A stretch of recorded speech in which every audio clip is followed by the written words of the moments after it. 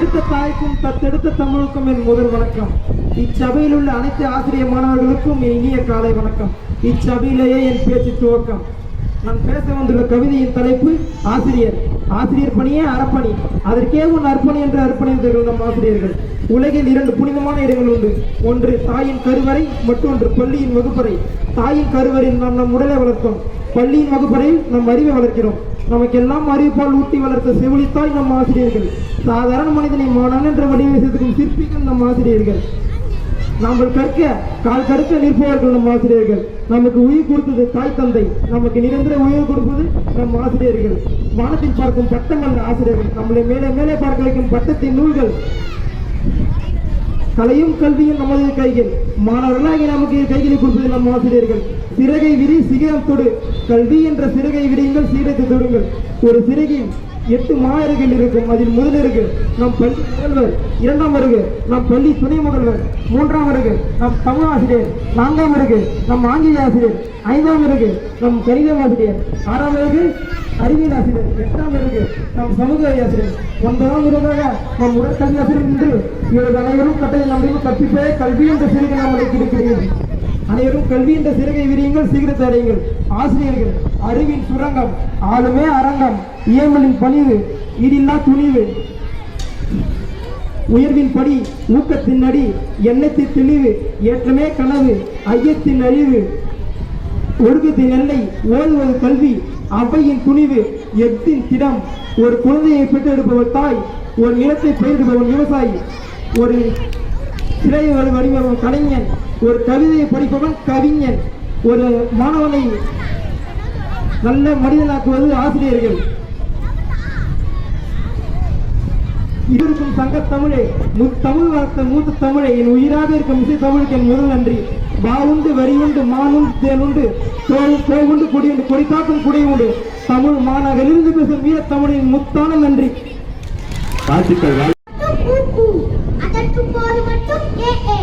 ஐயத்தின் போது மட்டும் ஐ,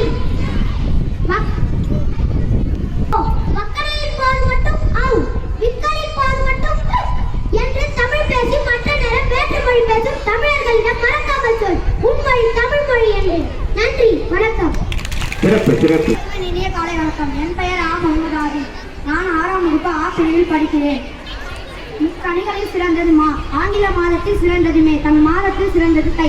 இம்மூன்று எழுத்தையும் சேர்த்து மா மேதைகளாக அமர்ந்திருக்கும் தாளாளர் அவர்களுக்கும், முதல்வர் மற்றும் துணை முதல்வர் அவர்களுக்கும், அறிவில் சிறந்த ஆசிரியர் அவர்களுக்கும், என் உடன்பிறவா சகோதர சகோதரிகளுக்கும் என் முதற்கண் வணக்கத்தை தெரிவித்துக் கொள்கிறேன்.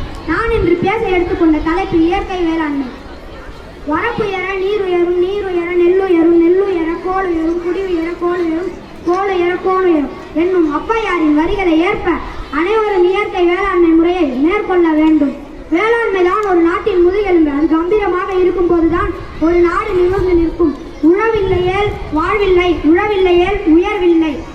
செயற்கையான முறையில் தயாரிக்கப்படும் உரத்தை பயன்படுத்துவதால் மண்வளம் பாதிக்கிறது. மண்புழு என்பது மண்ணின் தோழன். செயற்கை உரத்தால் அதை சாகடிக்கிறோம். மரபு விதைகள் நம் உழவு விதைகள். கலப்பின விதைகளோடு அதை அழிக்காதிருப்போம். கால்நடை கழிவுகள் வளத்தின் தோழர்கள். மேல்நாட்டு விஷத்தால் அதை வேட்டாதிருப்போம். இயற்கைக்கு தீர்க்குவோம், வாழ்க்கை வளம் பெறும். உழவை விட்டு விட்டு எதையும் வாழ்வில் சிந்திப்பவன் அறிவினாம். உழவினை மதிப்போம், உழவனை மதிப்போம் என கூறி விடைபெறுகிறேன். நன்றி, வணக்கம். நன்றி. வணக்கம். என் பெயர் ரீரைனா. நான் 6ஆம் வகுப்பு ஆ பிரிவு படிக்கிறேன். தலைப்பு அன்பு என்னும் கவிதையை உங்கள் முன் கூற வந்துள்ளேன். அன்பு மட்டும் தான் அனாதை என்று யார் சொன்னது? அவனே முட்டாள். அன்பு என்ற வார்த்தை மனதை இணைக்கும் வார்த்தை. அன்பு என்ற வார்த்தை கல்லையும் மறுக்கும் வார்த்தை. அன்பு என்ற வார்த்தை தேசத்தை இணைக்கும் வார்த்தை. அன்பு என்ற வார்த்தை அது அனாதை அல்ல. தொடக்கமும் அதுவே, முடிவும் அதுவே. நாட்டின் ஒவ்வொரு மனிதனும் அன்பை அளிப்போம். அனைவருக்கும் நன்றி.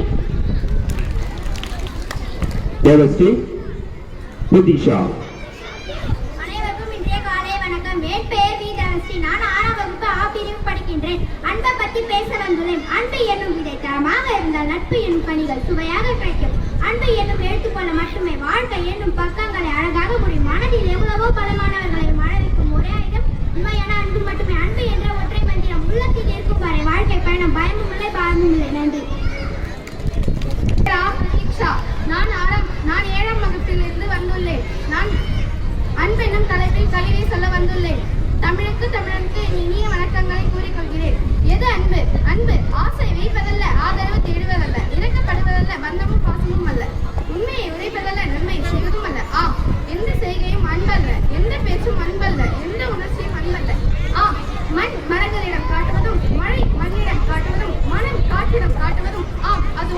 அன்பு. காரணம்